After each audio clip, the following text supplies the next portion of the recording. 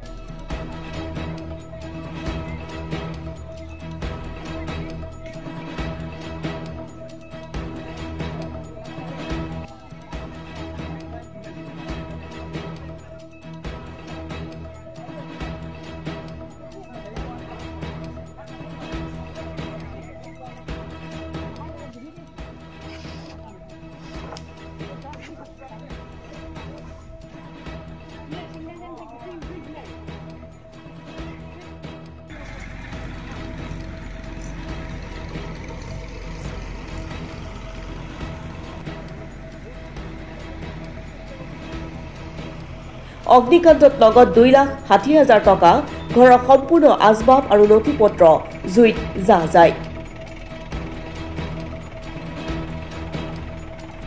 ঘটনাটো আসলে খুব দুঃখজনক। মানে হঠাৎ জুইটো লাগিল, ইমান সোনকালে লাগিল, 10 মিনিটমানৰ ভিতৰত টোটেলি ধ্বংস হৈ গৈছে। কাৰণ খৰালি দিন, ইয়াৰ গৃহস্থ সকলোখিনি সৰু ল'ৰাকেইটা বাহিৰে বাকী চব পথাৰত আছে, খেতি পথাৰ দিন।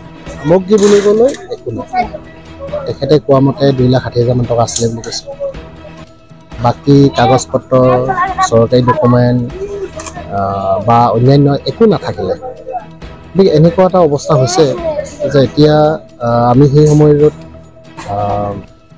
আপোনাৰ অগ্নি নিৰ্বাপক বাহিনী মাতিছিলোঁ যদিও 10 মিনিটৰ সময়ত পোৱাটো সম্ভৱ নহয়। তথাপিও তেখেতসকলে আহিলে, তেখেতসকলে আহি তেখেতৰ নিজৰ দায়িত্ব পালন কৰিলে। তেখেতসকলে বাকীখিনি গাঁৱৰ ৰাইজে সকলো পথাৰৰ পৰা যি যেনেকৈ আছে লাগিলেহি। আৰু নতুন হলগুৰি গাঁৱৰ কাৰণে এইটো এটা বহুত ডাঙৰ আজি ডাঙৰ দুৰ্ভাগ্যজনক ঘটনা হৈছে। কাৰণ এতিয়া পৰীক্ষা আহি আছে, ল'ৰা ছোৱালীকেইটাৰ কাপোৰ কানি নাই, স্কুলত ইউনিফৰ্ম নাই, তেওঁলোকৰ কিতাপ পত্ৰ বহী পত্ৰ নাই, থাকিবলৈ এডোখৰ জেগা নাই, ঠাণ্ডাৰ দিন কাপোৰ নাই। গতিকে ইয়াৰ উপৰিও আকৌ এনেকুৱা হৈছে সৌভাগ্য যে কি বাৰাণ্ডাত কিছু ধান আছিলে, সেইখিনি উলিয়াব পাৰিলে।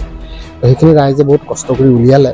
তাৰ বাহিৰে একো নাই। এতিয়া ৰাইজে আহিছে, গাঁৱৰ সকলো ডেকা গাভৰু বা বয়সস্থ ছিনিয়ৰ মোষ্ট সকলোৱে আহি এতিয়া কাম লাগিছে। যতটো সম্ভৱ গাঁৱৰ ৰাইজে আমি যিমানখিনি পাৰোঁ সহায় কৰিম। আৰু চৰকাৰলৈ আহ্বান জনাম যে যদি সাহায্য নিয়মৰ ভিতৰত পৰে তেতিয়াহ'লে এই পৰিয়ালটোক সকলোৱে আহি সহায় যদি কৰে বা প্ৰশাসনৰ ফালৰ পৰা যদি সহায় কৰে, সেইটো আমি আহ্বান জনাইছোঁ হলগুৰিবাসী ৰাইজৰ কাৰণে। মই এতিয়া ক'বলৈ গ'লে বিশেষকৈ এতিয়া মোৰ 2,60,000 পইচা কেছ পইচা আছিলে, কিন্তু জ্বলি গোটেই ছাই হৈ গ'ল, একোৱে নাপালোৱেই। আৰু গোটেই ঘৰৰ সম্পত্তি যিমান আছিলে ধৰক কাপোৰে কানিৰে ধৰক গোটেইখিনি জ্বলি শেষে হ'ল। বিচনাই পাতিয়ে যিমান যি আছিলে ধ্বংস, একোৱে নাপাইছিলে আৰু গোটেইখিনি ধ্বংস হৈ গ'ল। এইটো কাৰেণ্টৰ কিবা শ্বৰ্ট চাৰ্কিট হৈ কেনে জ্বলিলে। জ্বলি ছাই হৈ যোৱাৰ পিছত তেখেতসকলে পাইছেগৈ।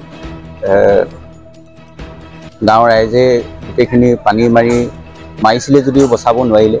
গোটেই কাগজ পত্ৰ নথি পত্ৰ একাউণ্ট পৰা আদি কৰি গোটেই যিমান সম্পত্তি আছিলে গোটেই সম্পত্তিখিনিয়ে জ্বলি ছাই হৈ এতিয়া একোৱে নাই। অকল মানুহকেইটা আছোঁ, মানুহকেইটা বাহিৰে একোৱেই নাই। মোৰ আৰু মা আছে, মোৰ ৱাইফ আছে, মোৰ ছোৱালী এজনী আৰু ল'ৰা এটা। এতিয়া মোৰ ল'ৰাকেইটা আছিলে, আমি এতিয়া খেতিৰ দিনৰ কথা ন, গতিকে পথাৰত আছিলোঁগৈ, ধান বান্ধি আছিলোঁগৈ আৰু ধান কাটি আছিলে। যেতিয়া অগ্নি হ'ল ইয়াত, তেতিয়া লগে লগে আমি দৌৰি আহি নেপালোহিয়ে, ইমান জল্দি ছাই হয়। চব গোটেই বস্তুখিনি ছাই হৈ গ'ল, একোৱেই নাই। এতিয়া পিন্ধিবলৈ মোৰ এতিয়া চোলা এটাও নাই, গেঞ্জিটো এনেকৈ পথাৰত ধান বান্ধি আছিলোঁ, ঘৰত চোলা এটাও নাই, পেণ্ট এটাও নাই পিন্ধিবলৈ, গোটেই ছাই হৈ গ'ল।